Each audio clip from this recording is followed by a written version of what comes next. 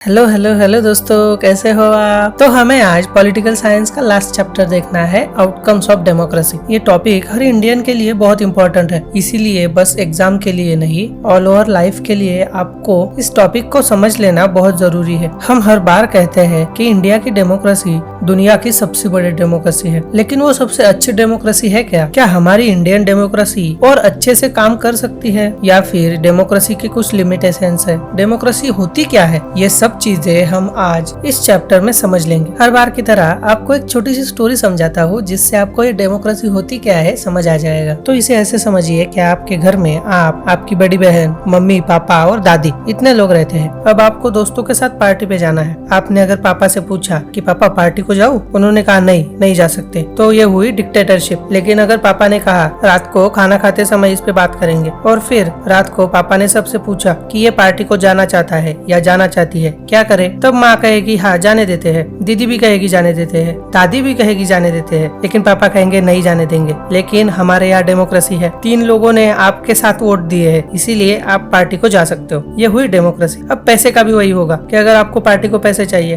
पैसे तो पापा के पास है, लेकिन डेमोक्रेसी की वजह से उन्हें आपको पैसे देने पड़ेंगे, चाहे उनकी इच्छा हो या ना हो। अब आपको ये चैप्टर बहुत आसानी से समझ में आ जाएगा। चैप्टर की शुरुआत करते हैं इंडेक्स से। तो आज हमें क्या क्या देखना है? How do we assess democracy's outcome? Is the democratic government efficient? Reduction of inequality and poverty. Accommodation of social diversity. Democracy, its examination never gets over. Democracy के बारे में एक बात आपको क्लियर कर देता हूँ। डेमोक्रेसी बहुत आइडियल और अच्छी लगती है बस कागजों पे, लेकिन उसे कैसे इम्प्लीमेंट किया जाता है, उससे वो अच्छी या बुरी साबित होती है। हमारा फर्स्ट पॉइंट है, how do we assess democracies outcomes? Democracy अच्छी है, बुरी है, इसके पैरामीटर्स क्या होंगे, ये कैसे देख सकते हैं हम? तो नॉर्मली डेमोक्रेसी हमें क्या क्या देती है? तो डेमोक्रेसी इक्वालिटी प्रोवाइड करती है सिटीजन्स को, चाहे वो गरीब हो, अमीर हो, किसी पिछले जाति का हो या फिर उच्च या बड़े जाति का हो, हर किसी को इक्वालिटी डेमोक्रेसी में मिलती है। इसी के साथ जो कॉन्स्टिट्यूशन होता है वो हर इंडिविजुअल को अपने राइट्स देता है, जिससे कि उसकी इंटीग्रिटी, डिग्निटी बनी रहती है। ये डेमोक्रेसी हमारे क्वालिटी ऑफ डिसीजन मेकिंग की भी इम्पैक्ट करती है। साथ ही हमारे इंसानों में बहुत सारे झगड़े होते रहते हैं छोटी छोटी बातों पे, लेकिन डेमोक्रेसी ये इंश्योर करती है कि ये कॉन्फ्लिक्ट शांति से और समझौते से सॉल्व हो जाए। नेक्स्ट पॉइंट है, is the democratic government efficient? देखो, अगर आपको आपके क्लास का मॉनिटर बनाया जाए, फिर आप अपने हिसाब से रूल्स बनाए और बच्चों को तंग करें, तो ये हुई डिक्टेटरशिप। इसमें आपको लोग क्या सोचते हैं इस पे ध्यान नहीं देना है, और साथ ही आप जो चीजें कर रहे हैं उसको टीचर पूरा सपोर्ट कर रही है, तो ये डिक्टेटरशिप में आप मनचाही बातें कर सकते हैं, लेकिन ये आपकी डिक्टेटरशिप गलत है। डिक्टेटर को ना तो असेंबली यानी पार्लियामेंट की कोई फिक्र होती है, ना उसके मेजोरिटी की, ना पब्लिक के ओपिनियन की, लेकिन डेमोक्रेसी में ट्रांसपेरेंसी होती है, क्योंकि डेमोक्रेसी में एक छोटा डिसीजन लेना हो तो भी सभी चीजें ध्यान में रखनी पड़ती है, लोगों का ओपिनियन, पार्लियामेंट में मेजोरिटी और बहुत कुछ। लेकिन जब ये डिसीजन हो जाता है तब उससे ज्यादा से ज्यादा लोग खुश होते हैं। किसी को नाराज करके, दुखी करके खुद के लिए अच्छे डिसीजंस डेमोक्रेसी में नहीं लिए जाते। यहाँ पर अकाउंटेबिलिटी होती है और ट्रांसपेरेंसी भी होती है। अब आप पूछोगे अकाउंटेबल और ट्रांसपेरेंसी क्या है? तो देखिए, कुछ साल पहले कृषि कानून आए थे जिसपे सरकार बहुत अड़ी हुई थी, लेकिन सरकार को बाद में वो कानून वापस लेने पड़े। क्यों? क्योंकि सरकार उस कानूनों के प्रति अकाउंटेबल है, और लोगों का कहना है कि सरकार ने ये कानून बनाते वक्त ट्रांसपेरेंसी नहीं रखी, जिन पे ये कानून लागू होंगे उनसे बात नहीं की। ये है डेमोक्रेसी की ताकत। यहाँ पर अगर डिक्टेटरशिप होती तो आपको पता है कि किसी भी तरह से वो कानून लागू हो जाते, लोगों को मानने पड़ते।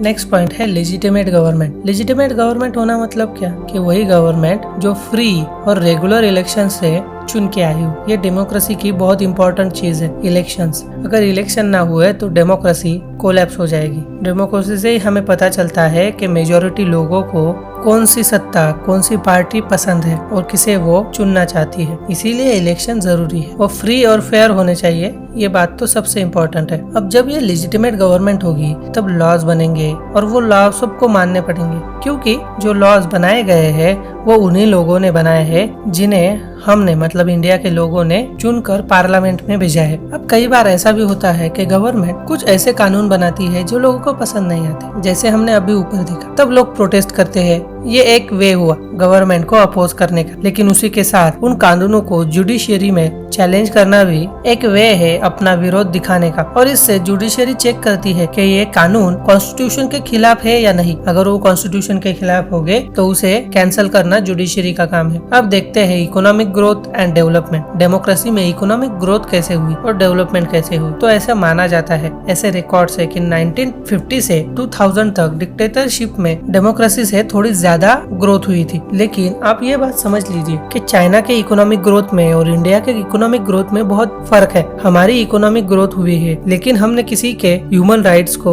दबाया नहीं है, लेकिन चाइना में लोगों के ह्यूमन राइट्स को दबाया जाता है। हालांकि उनकी इकोनॉमिक ग्रोथ हमसे ज्यादा हुई है, लेकिन वहाँ पे लोगों के राइट्स पे और उनके फ्रीडम पे बहुत ज्यादा पाबंदी है। अब किसी भी देश की इकोनॉमिक ग्रोथ किन चीजों पे डिपेंड करती है, तो उनकी पॉपुलेशन कितनी है, पूरे ग्लोबल में सिचुएशन कैसी है, उनकी दूसरे देशों से संबंध कैसे है और उनकी इकोनॉमिक पॉलिसी कैसी है। इन चीजों पे उनकी इकोनॉमिक ग्रोथ डिपेंड है। और डाटा हमें ये दिखाता है कि डिक्टेटरशिप हो या डेमोक्रेसी, इकोनॉमिक ग्रोथ में बहुत छोटा डिफरेंस है। इसीलिए डेमोक्रेसी कभी भी अच्छी है क्योंकि वो इंसान को इंसान की तरह देखती है, उनका शोषण नहीं करती। जबकि चाइना में इकोनॉमिक ग्रोथ तो होती है लेकिन वहाँ के लोगों का शोषण भी होता है। Reduction of inequality and poverty. अब देखिए भाई, डेमोक्रेसी इसी बिना पे चल रही है कि यहाँ पे पॉलिटिकल इक्वलिटी रहेगी। हर कोई यहाँ पे पॉलिटिकली इक्वल रहेगा, कोई भी यहाँ पे चुनाव लड़ सकता है और बड़ी बड़ी पॉलिटिकल पोस्ट पे बैठ सकता है। लेकिन डेमोक्रेसी के साथ हमारे यहाँ पे इकोनॉमिक इक्वलिटी आई क्या? तो नहीं। पिछले कुछ सालों में हमने बहुत तरक्की की है, लेकिन वो तरक्की इनइक्वल है। गरीब और गरीब होते जा रहे हैं और अमीर होते जा रहे हैं और उनमें जो गैप है वो बढ़ता जा रहा है और एक दिन इससे सोसाइटी कोलैप्स हो सकती है। नेक्स्ट पॉइंट है अकोमोडेशन ऑफ सोशल डाइवर्सिटी। अब इंडिया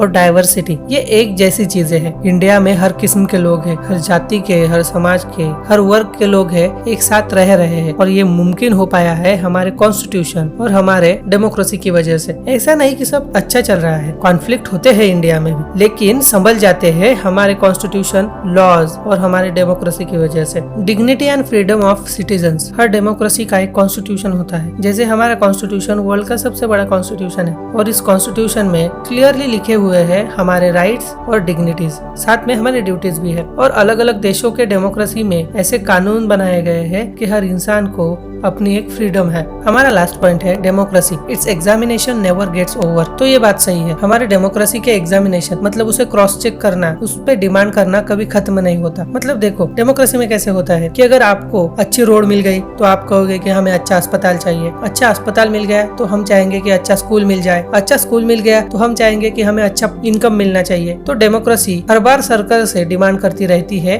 उनके वेलफेयर के लिए, और जो अच्छी चीज है हमारे बेनिफिट के लिए सरकार रिस्पॉन्सिबल है और उनसे हमने डिमांड करनी चाहिए। लेकिन डेमोक्रेसी में यह हम कर सकते हैं। डिक्टेटरशिप या फिर दूसरे जो पॉलिटिकल थेरीज है वहाँ पर हम ऐसी डिमांड्स ज्यादा नहीं कर सकते, या फिर ये सभी डिमांड पूरे होंगी ये हम इंश्योर नहीं कर सकते। इसीलिए डेमोक्रेसी बेस्ट है। और इसी तरह यह हमारा चैप्टर खत्म होता है। यहाँ पर हमने देखा कि डेमोक्रेसी के कुछ पॉजिटिव साइंस है, नेगेटिव साइंस है, लेकिन बाकी जो पॉलिटिकल थ्योरीज है उससे डेमोक्रेसी बहुत अच्छी है। ये डेमोक्रेसी और अच्छा काम कर सकती है अगर उसे चलाने वाले लोग अच्छे मन से और दिल से लोगों के लिए काम करें। तो इसी तरह हमारा ये चैप्टर यहाँ पे खत्म होता है। Thank you.